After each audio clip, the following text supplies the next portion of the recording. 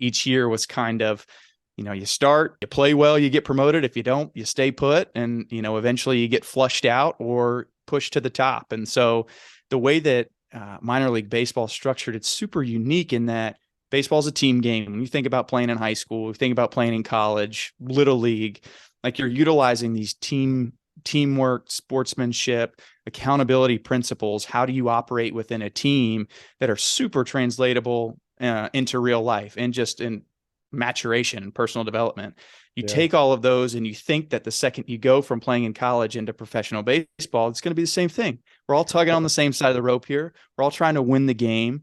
And that's just where I think maybe my naivete or my just green naturedness of total buy-in when I had great experience at Virginia, that's what motivated me, was the team winning. Welcome to the LandLife podcast with your host, PJ Riley.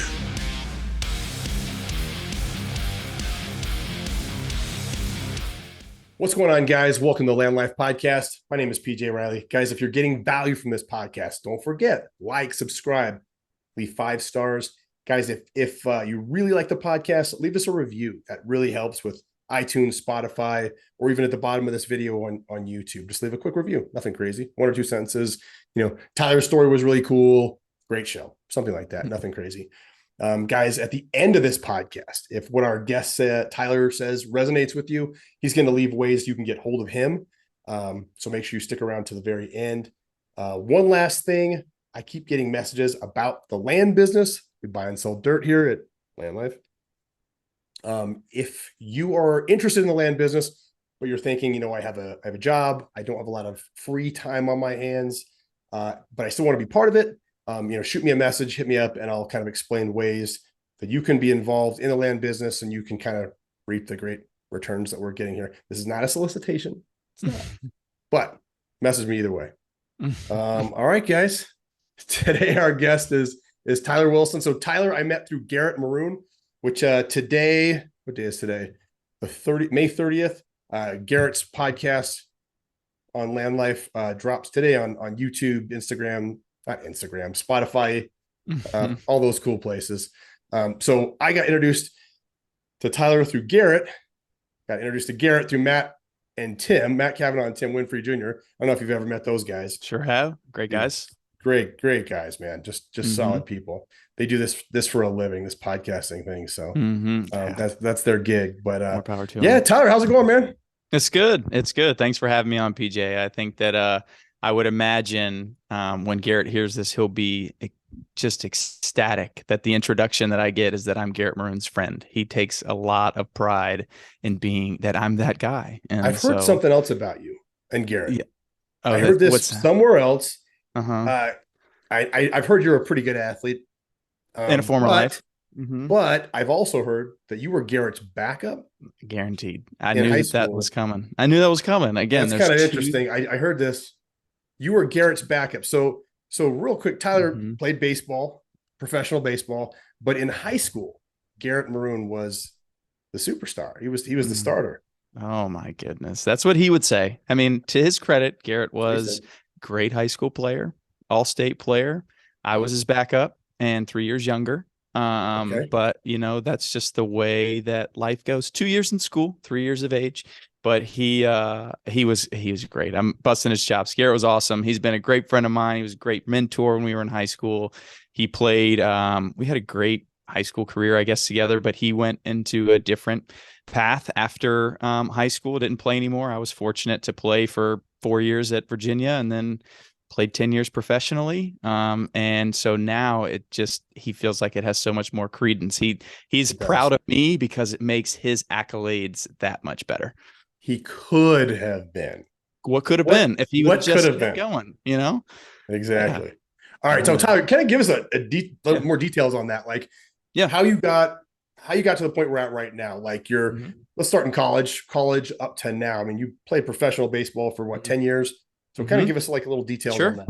Yep. Quick backstory. So from Virginia, played high school baseball outside of Richmond, 4 years at the University of Virginia, was fortunate to have a fun career there. Went to play in couple college World Series, won a couple conference championships, and then was drafted by the Orioles. Went to play 7 years with that organization, the latter half of those in the major leagues. And then after 7 years in professional baseball, when you get drafted, the team that drafts you has your rights for 7 years. So effectively, they can control your compensation. There are metrics in place that they have control of you for 7 years, not to go into the nitty gritty. I became a free agent after 7 years, played 3 years in Asia, in Seoul, South Korea, which was incredible experience. Met my wife, who played basketball at Virginia. We met in college. Got married shortly thereafter. We had twin boys in Korea.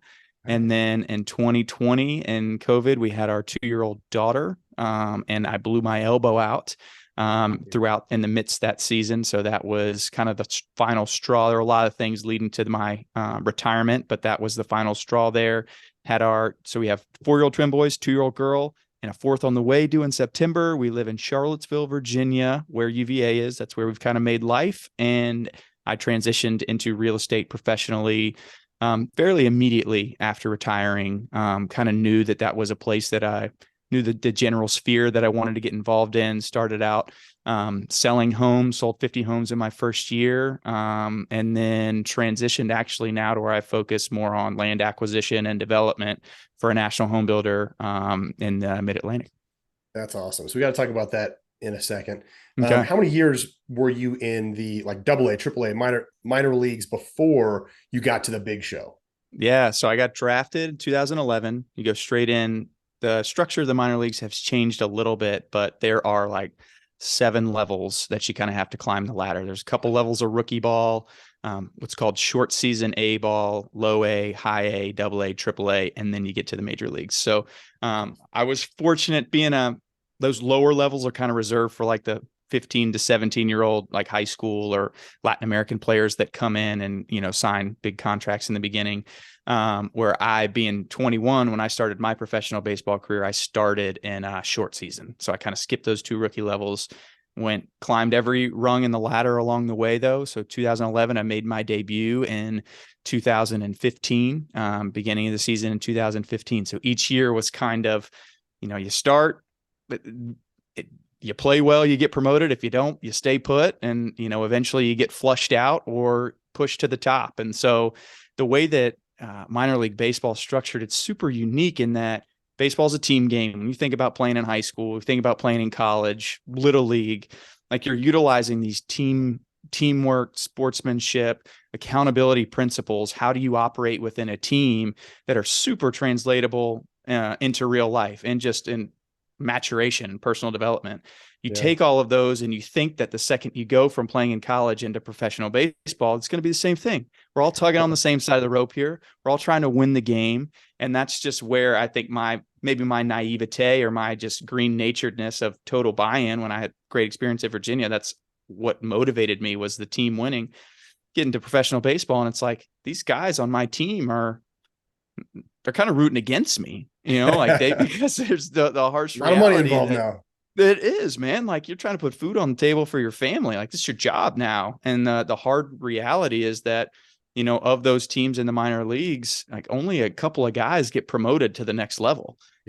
People think play professional baseball. There are, if each organization has 250 guys in the minor leagues, only a couple of them eventually make it to the major leagues that you actually see on TV that actually make a livable wage to where they can provide for their family. I mean, I didn't, in the lower levels of the minor leagues, I didn't have a comma in my paycheck until AAA.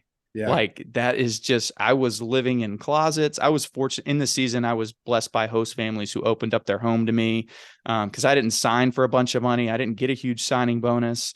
You see these first rounders, all the money they make. You see the guys on TV, all the money they make. 99.9% of the rest of the people in professional baseball are making 1% of that for the opportunity to capitalize and make it to the end. So you're faced with this decision kind of every day of, do I really want this? Because if I don't, I need to stop now, because there's certainly no financial gain.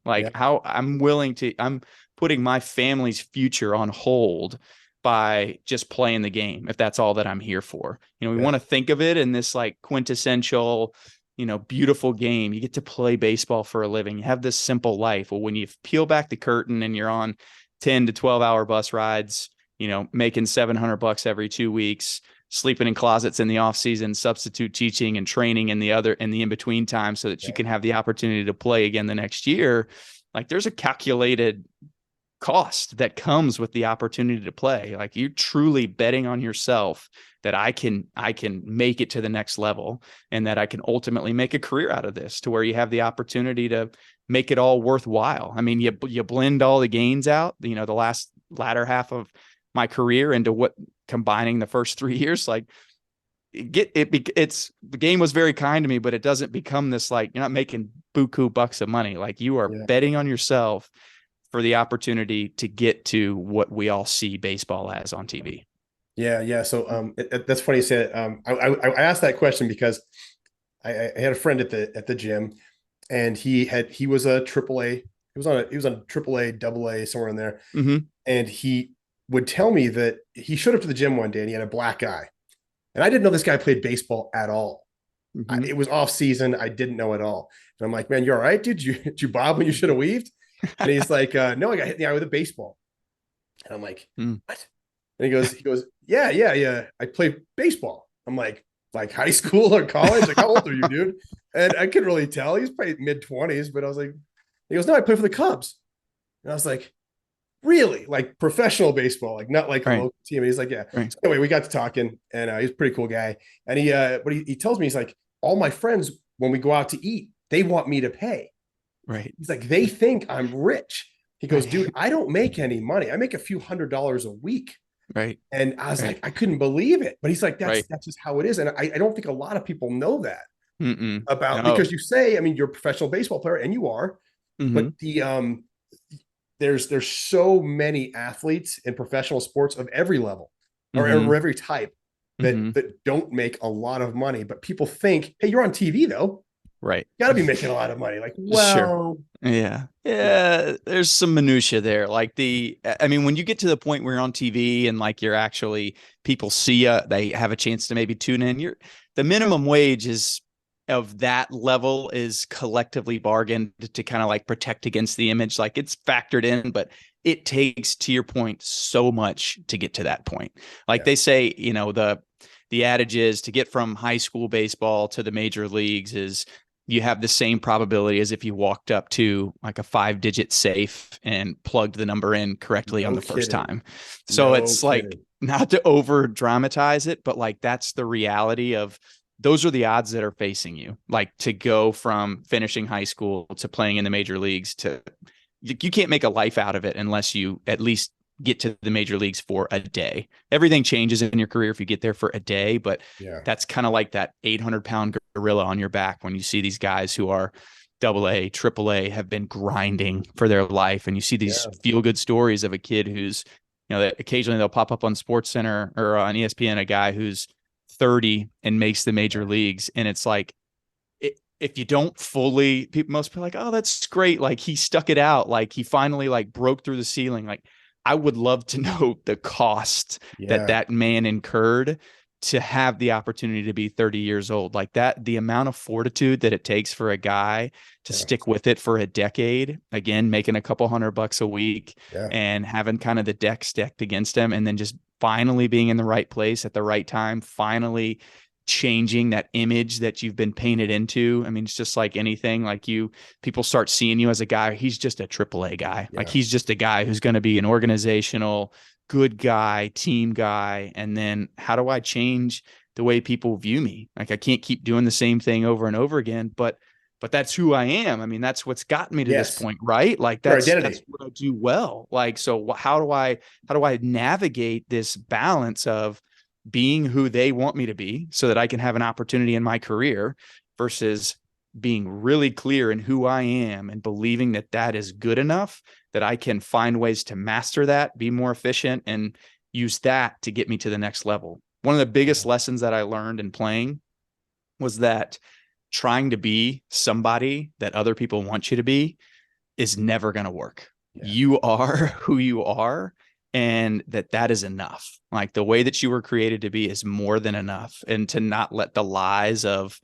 the world or the lives of the people around you force you to change. Now, I'm not saying do the same thing over and over again and expect a different result. I'm not saying like be stubborn and I am who I am and like you can't change me. I'm certainly not saying that. I definitely disagree with a lot of those undertones. But what I am saying is that you have to recognize what's put you in a position to succeed, what's called you into that role that you are. What are my strengths? What are my talents? How do I become the best in the world or the best in my sphere at those things?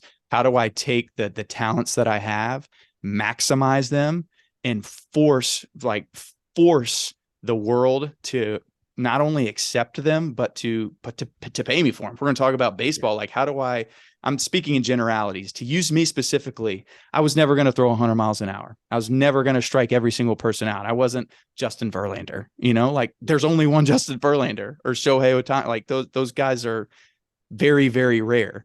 When you get to the next 98% of the major leagues, even those guys do something they do something very similar to everybody else, similar talent level, but they do it more consistently. They do it more passionately. They do it with a different mindset. There's certain things that they do that differentiate themselves from their peers. So I was in a position, I was like, I got to be on the field all the time. So I'm going to push. I'm not going to be this guy, my shoulders barking, my elbow, my sides a little, I need to take a day. No, I'm playing every time. I'm going to be the best teammate that anybody has ever played with. And I'm going to give I'm not going to be rooting against my teammates and pulling against and pushing the rope. I'm going to be pulling on the rope and making sure that we're building a culture, even in the minor leagues where people want to win. And I'm going to give 100%. It's so simple, but not everybody gives 100% every day. Yeah. And even people listening, like I challenge you to look in the mirror and say, am I giving 100%? What does that even mean? Not just like I showed up and had my coffee and did my reading and started my day. Like, are you giving 100%, like being intentional with where you're investing your energy every single day? And so that was what I realized that I had to do. Like, I'm not going to try to throw 100 miles an hour. I'm not going to try to strike everybody out. I'm going to take those things that I know that I do really well. I'm going to be better than everybody else that I'm competing against. And I'm going to do those other things that I talked about better than everybody else. And so that was maybe a long-winded answer, but the point in all of it is like, know who you are and don't be afraid of who you are. Like, champion that and boldly. Yeah, that's huge. And now you have a story to tell for the rest of your life that you made it to the top based on really hard work and doing those little extra things, that probably a lot of people weren't willing to do. Mm-hmm. Yeah, man. That's yeah. Mm-hmm. So real quick. So then let's move to the next phase in life then. Okay. Professional athletes typically don't have a second act. They just don't. Right. All the athletes that I was around, I mean, not all, but a large percentage either went into coaching. So they'd go in and they'd be a coach or whatever their sport is, or they would beat it into the ground and continue to try to catch that last high. Right. Professional fighting is typically was really what I was doing. And a lot of the guys are in their 40s still thinking, I can still do it. Yeah, I can still do it. And they're fighting 21-year-old guys that are just smoking them. But they still think in their mind, that's all I got. I don't know any. These skills don't transition to the next phase of life. No doubt. Yeah. So how the heck do you transition from professional baseball in South Korea to real estate? I mean, those are significantly, well, I mean, on the outside, you can explain it to us, but on the outside, that's a significantly different level of a skill set, right? Yeah. I throw a ball, I show up to practice, I work out all the time versus now I'm starting to show houses and sell properties. It's completely different on the outside. So explain how you were able to transition. I think that's one of the most difficult things for people in general to do is transition. Right. So how were you able to do that? Yeah. Well, man, so many good points in that. Great question. So I actually speak to that point a lot with regards to athletes in general, but more specifically baseball players, because that's who I know and that's who I've been around, where guys they don't know anything different. And somebody that plays for 5 to 10 years professionally, I mean, that's a lifetime in professional sports speak. Like if a guy gets a chance to play for a year, like it's a badge of honor, let alone somebody gets to play for 5+ years. the way that your mind starts to get reshaped when you're in an environment like that, that's dog eat dog, and I gotta, step on the person's head next to me to get to the next thing. You're so consumed by it that you don't have the opportunity to think about anything else. So there's pros and cons to that. To be that successful at anything, you obviously have to have some degree of blinders on. Like, I'm not going to get distracted. I'm not going to let somebody tell me that I can't do it. It cultivates some degree of pride and arrogance, which is why a lot of athletes are that way, because you kind of have to be that way. If you don't think that you're going to be the next big leaguer on the field, then you're not, because then you're waiting on somebody else to tell you that you're going to be the next big leaguer on the field. How does that even logically make sense? That is actually living your life looking for a handout. And so guys have this mindset emblazoned into them that I have to be the best. And again, not a bad thing, but when it becomes your identity, it becomes idolatry, and it becomes all that you are, you can't peel yourself away from it. These are guys that have invested a lifetime into a dream, get the opportunity to pursue the dream where they're paid for it, and hang on to it and refuse to let go of it because they've spent their whole life doing it. You're dealing with a fear of failure. You're dealing with an obsession of something that you're pot committed at this point. I can't let it go. And then you deal with the reality of, like, I don't know anything else. I'm 28 years old. I'm 30 years old. I've probably got a family that I have to take care of, or a wife that I need to lead and shepherd. And now I'm just going to go start over from square one and be, like a freshman in high school or a freshman in college, like learning a new trade all over again. Like, there's a lot of translatable skills from professional sports into the real world, but not all of them are practical. It doesn't really matter how fast you throw a pitch to go and like be in a listing appointment and get somebody to trust you. Like, you've got cool stories, but like the people they might have a beer with you, but they might not trust you to sell their house. And so that's what, to speak to like how people get caught up in the game, is because it's just all that they know. So the lesson in that I learned, I was a huge component of my journey and how I was able to walk away from the game. I don't have any bitterness or resentment towards my elbow explosion or like my story. It's what has made me who I am. My faith is a huge part of that. My identity isn't rooted in sport. Early on, until I was, 25, 26 years old, it was. If I won, then I was the happiest guy in the world. If I lost, don't talk to me. And that was part of what I was just speaking to, the identity component to it. But over time, my heart softened to, what I was doing as a living was truly more of a vocation. I got to do something I was passionate about, that I had been gifted and I was talented in, but I could use it to make a difference in other people's lives and in the world, as opposed to a means to make a bunch of money. And that gave me the opportunity to start looking at the game through a different lens. The latter half of my career, I enjoyed it a lot more. I played with so much more freedom. And the last 7 years of my career after that were by far the most productive and successful.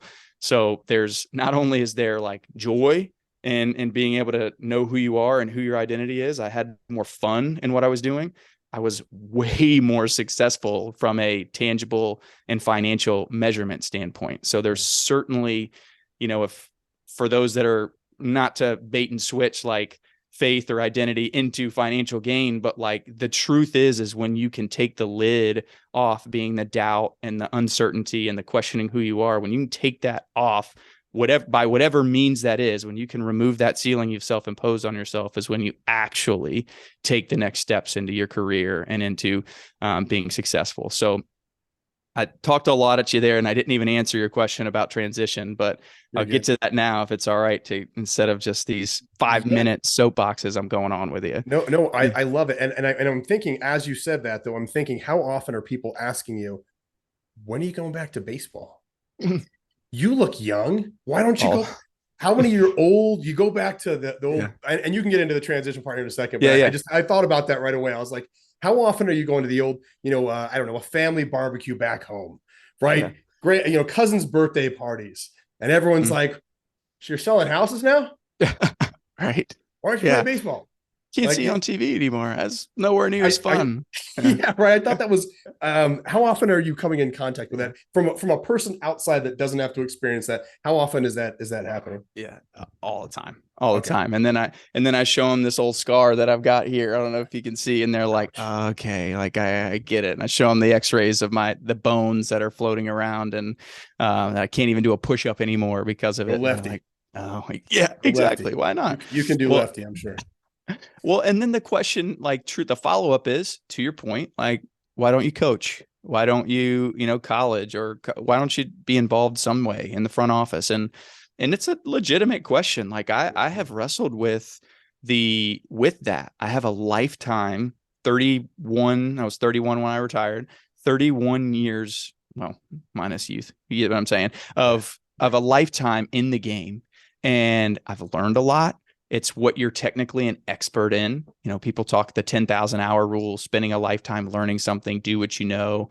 And there's so much that I feel like I have to give to the game from a perspective standpoint, but it comes at a cost, right? So it'd be so easy. I don't mean to say that flippantly. Like it'd be so easy for me, not because of anything that who I am, to just naturally like fall back into like, I'll just go do something in the game, whatever that is, and get a job in baseball. Like they exist. There's there are millions of kids that are playing, like could easily do it, but it comes with a price. And so the last few years of my career, what I mean by that is the last few years of my career, started having children.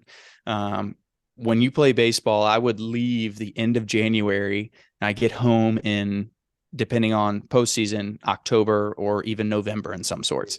So you talk about home, like I'm home in my house, November, December, January on a year-to-year basis. So when you're talking about relationships, being with your family, being able to just be at rest, not living in hotels half the time, cultivating relationships, like keeping the main things the main thing, like that was compromised every year. So the last few years, like again, as we age and you get older, not pretending, but from a professional athlete standpoint, when you hit the 30 mark, you're certainly old. It's like, I'm wrestling. Do I even keep doing this? Like I would have that. I confess that I would wrestle with those questions when my paychecks had a couple commas in them instead of none, right? Like you're still, so the questions don't change just because of how you're being compensated. I don't say that as a horn toot, just I say it as perspective of like, what is the most important thing here, right? Like where are my hierarchies, and is this what's best for my family? Is this, and you wrestle with that constantly. And so the answer to the question was of why I don't go back into baseball now is because if I am coaching in college, do I have an opportunity to invest in kids, give perspective, be around the game? Certainly. But all of the things the chance to go fishing with my dad on the weekends, the chance to take my kids to a baseball game and watch them, to coach their t-ball team on Thursdays and like all that stuff goes out the window. And I made the decision and the promise to my family that they mattered more than what the easy route of the question would be. It'd be easy for me to just revert back to that. So when I started making that transition, I had to prioritize what were the most important things to me, and how do I find a way to take the things that that are most important to me, to defend them, and then to find something that I really like, and then find a way to get compensated for it. And so like, it's totally different order of operations than, most of the time we think about what's the highest paying job and that I kind of like, and then I'll figure out how to get good at it. I mean, that's certainly a way you can do it. And a lot of people have been really successful about that, but usually that path is what leads to burnout. And so when I made that transition to bring it full circle, was I spoke to being gone for 10 months at a time and never really having home. And so I loved the sentiment of that. The essence of home was something that I craved. So I wanted to be involved in real estate for that kind of ethereal perspective because home was important to me. But I also kind of fell backwards on accident into what the wealth building component of real estate could be. When I would we left our home when we lived in South Korea and we rented out our townhouse for the first time.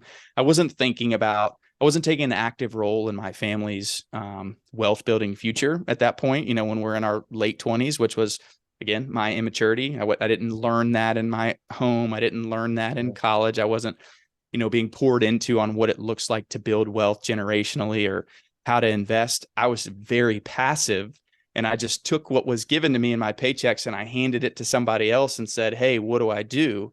And then I mentioned the real estate thing. So I'm like, oh, that's actually, it's making me money and I'm not even doing anything, but yet I still own that. Like if I want to go back to it, and it was just that 101, like light bulb a little bit of like, this is the first kind of step into it. And then I started getting convicted more into what I said in the second half of, I need to take a more active role in my family's future. How, if nobody else in the world cares more about my wife and kids' future than I do, so why would all of those nights that I spent in closets, all of those weeks where I made a couple $100 paychecks, and the times that I'm like, why would all of that I sacrificed to have the opportunity to have a decent income in the latter half of my career? Why would I just take all of that and give it to somebody else to steward? That's not what leading and taking care of my family would look like. And so now I'm trying to, in the process of, so you don't do all that at once. You don't just like undo everything that somebody else has done in, over years, but in the process of doing that. And so, in a long-winded answer, what it could do for my family's future wealth building and what it could mean to take care of people, to love them, and to shepherd them into the home process are what launched me into real estate, knowing that's what I wanted to do. And you can go a million different ways. I mean, that, and you're doing that. And I'm very early in trying to figure out what that is, but you just find out, you get your hands in everything. So that's how I transitioned into real estate. Okay. Application though. How did you physically move into this thing? What was day one like? Did you meet somebody? Did you team up with somebody? I think you probably teamed up with Garrett to some degree somewhere. Yeah. But how did that look like physically coming from, okay, we're done baseball. We're sitting around. We're like, all right, here's my plan. Here's what I want to see happen. How do you physically move into that? And this is for people too that are just transitioning from one job to the next, and it's not professional baseball, to a career or a different type of career. How did you do it? Yeah, man, great question. And so let's take the yearbook out a little bit. The last pitch that I threw was November of 2020. So prime COVID. My daughter was born at the same time. So I was hadn't had the luxury of, we came home from Korea in November of 2020, had a baby. I know that I'm retiring.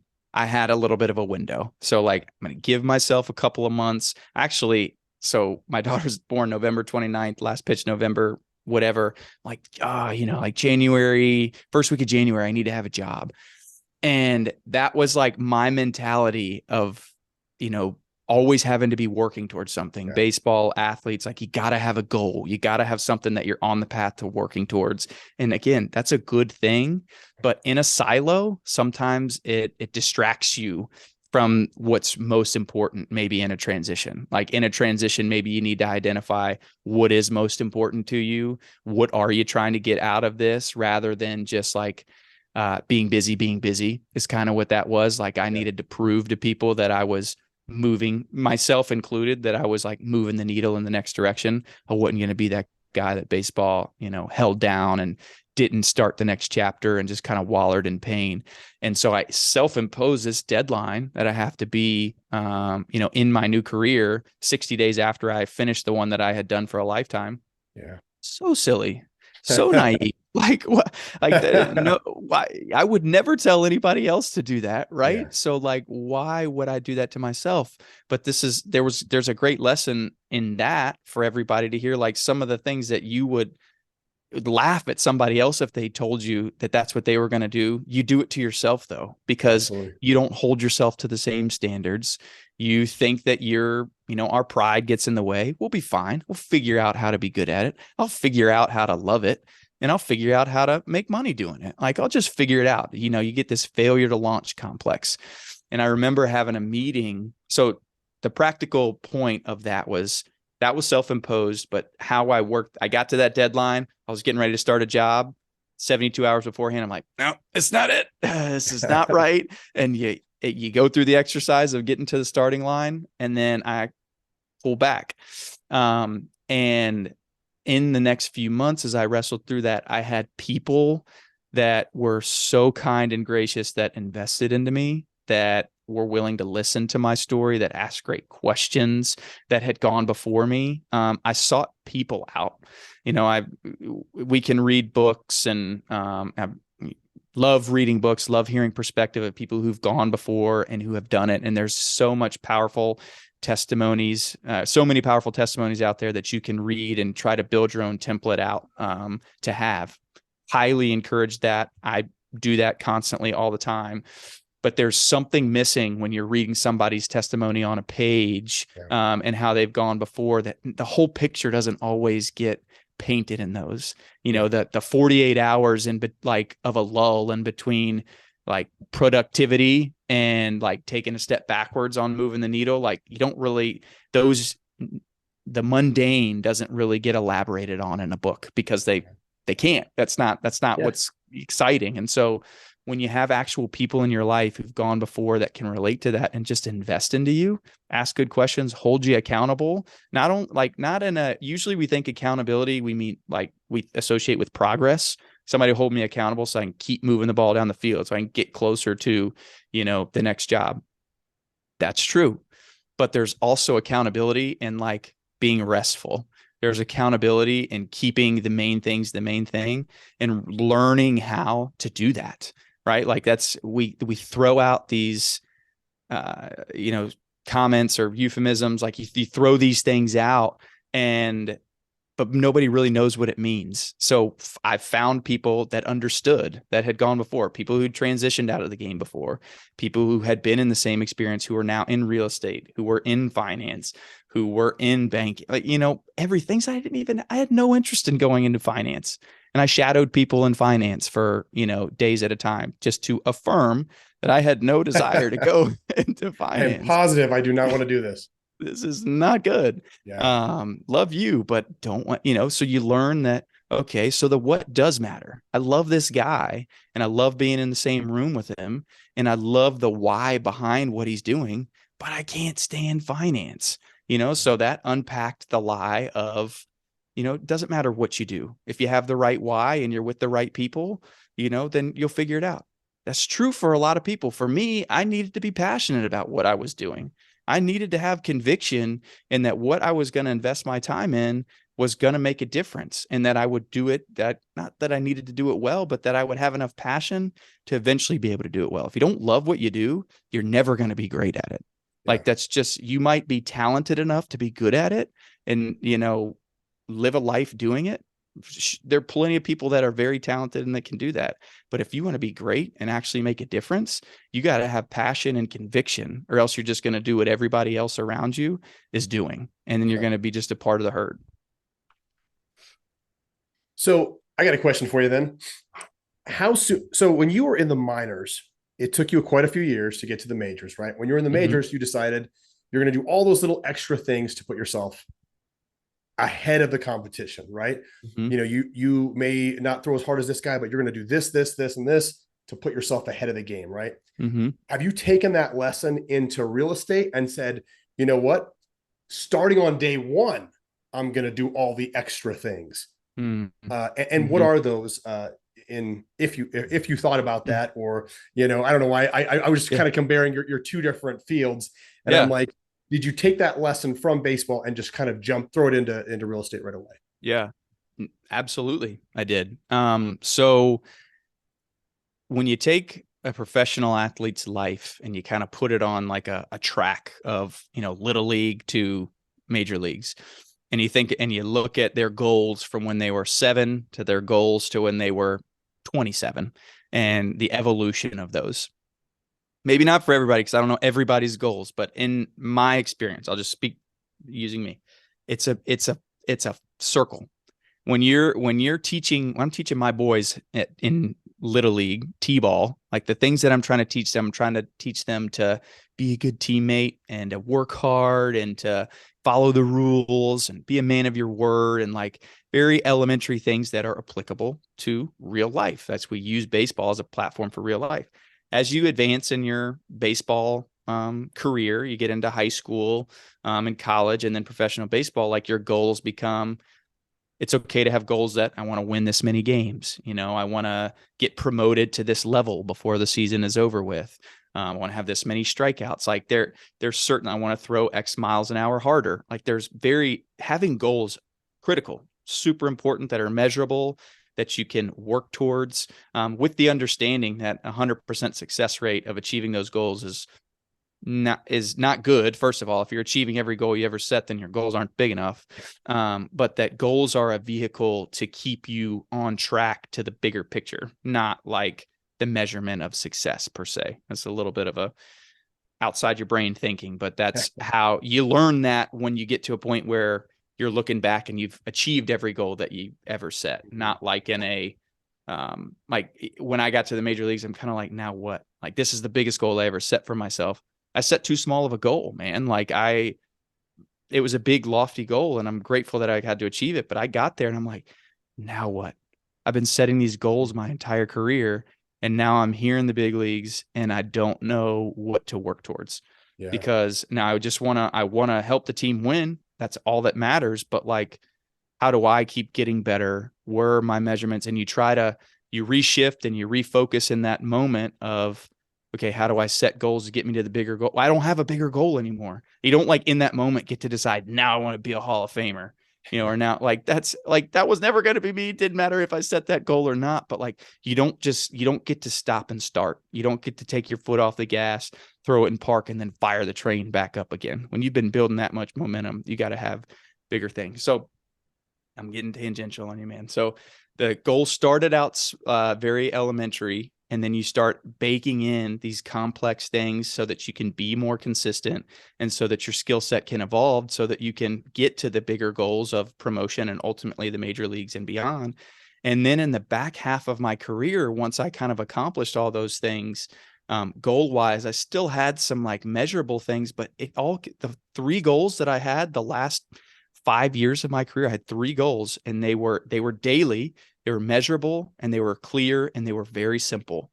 And I've already made some allusion to each of them, but the first one was I wanted to give 100% every day when I showed up.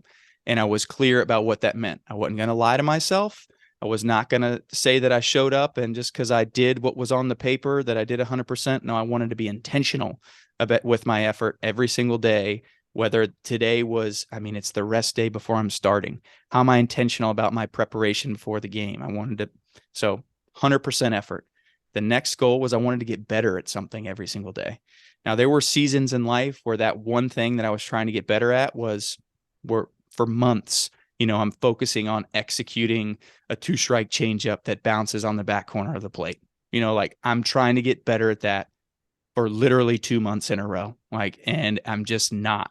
And then, but you commit to it. So whatever it was, I had something that every day I'm focusing on this nuance, big or small, in my business or in my program, that I'm going to get better at that today.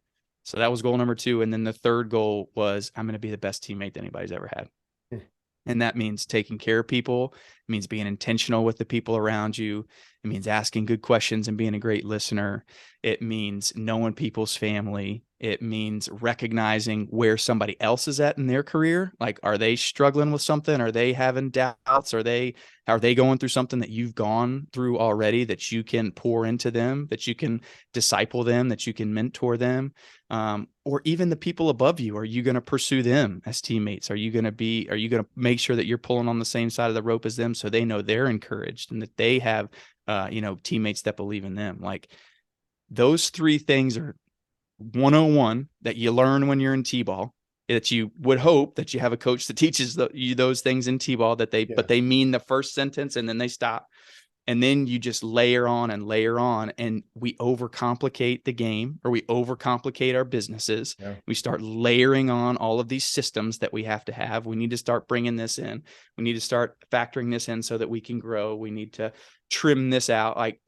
And we overcomplicate. All good stuff. You got to do it. But if we lose the cornerstones and the fundamentals of what got you there in the first place, and we lose track of those simple, very measurable, what are really just self-accountability goals, then everything else doesn't matter. It's all for naught. And so when that came full circle, and those are the three goals that I still now, when I started this new career, I'm basically like back to T-ball, in my real estate career, that I'm going to do those three things. And those are my measurables on a day-to-day basis. But now I just have a maturation of where, like being a good teammate allows me to relate to people when I'm in the same room with them. It allows me to be honest and vulnerable and humble and accountable, which is what people want from you in the first place, to build relationships. I'm trying to get better at something every single day. I have something that I'm getting better at intentionally every single day. And then every morning when I wake up, I've got a plan for the day, and I'm going to nail it with 100% effort. I might not have a great day. I might fail, but I'm going to do everything I can to make sure that I at least gave 100% effort. That's awesome. So I like that. And how two of the things aren't physical. I guess they kind of are, but they're, when you have three goals, especially as far as baseball goes, I would think improve my 40 time, Sure. throw harder pitches, Right. increase my, batting average, something like that. Right. That's what you think. But what you've done translates to anything in life. That's right. Like it absolutely translates to anything in life. So, I mean, how are you making relationships then? How currently now you don't walk into a field onto a field and the whole team's there. Right. You walk into an office, most likely there's maybe one or two other people, if anybody, there. How are you going out and building relationships now? Man, that's a good question, and is honestly probably one of the biggest things that I'm struggling with and where I'm at in my career right now. You go from an environment where you've got at least 25 guys on the roster, and then probably 30 staff members and 50,000 people in the stands that you are around every single day. You're with people all the time. And as much as real estate is a people business, especially when you're in sales and you're actively producing, when you start getting into something that I'm in now, when you're more in like acquisition, development, larger, scale type of projects, that's more feasibility and like finance, evaluating projects, problem solving, putting the right people at the table, but, that are pretty numbers driven, as opposed to, being there because of trust and relationships. Like if the numbers don't crunch, doesn't matter how much they love you, like it's not going to work. And so, in terms of building relationships, man, so I say that that's the hardest thing that I'm kind of learning in my new role. What does that look like? I've been doing this for 10 months now, like development, as opposed to sales. And that's a challenge, man. I've learned, but I made that transition from sales into development because I wanted to protect my family time. I wanted to protect time with my church on the weekends. And I wanted to be able to have, more intentionally build some barriers around, my business, so that I could keep the main things. And, I didn't really calculate okay, people do motivate me, like being in the room with people is important. So that's valuable to know. Like I made that transition for the right reasons, and I don't regret it at all. But now you got to recognize, like, be honest with yourself. Like, okay, what do I learn? Like what I take from the previous career into this career, and you start piecing together this, what I want to do. Run your race well. You might not get it right every single time. So to answer your question in relationships, I'm fortunate that we have a lot of people in our community that we're connected with. In terms of building business, I just try to go to as many, things where the right people that I know of are in the room, keep my ear to the ground, and just be authentic when I'm there. And generally when people care, like think that you're authentic and want to be around you, those are the types of people that people want to do business with, because they trust you. They know who you are. I don't pretend like I'm the smartest guy in any room. I don't want to be the smartest guy in any room. I want to be learning all the time, and the ability to have just a degree of humility and to ask questions, not pretending like you know everything. Like people want to tell you, people generally speaking, people want to share wisdom. People want to pour into other people, and people want to share what they've gone through and they've learned. And that's where I've been able to learn, practically speaking, but also build some important relationships, was just honestly by asking. Yeah.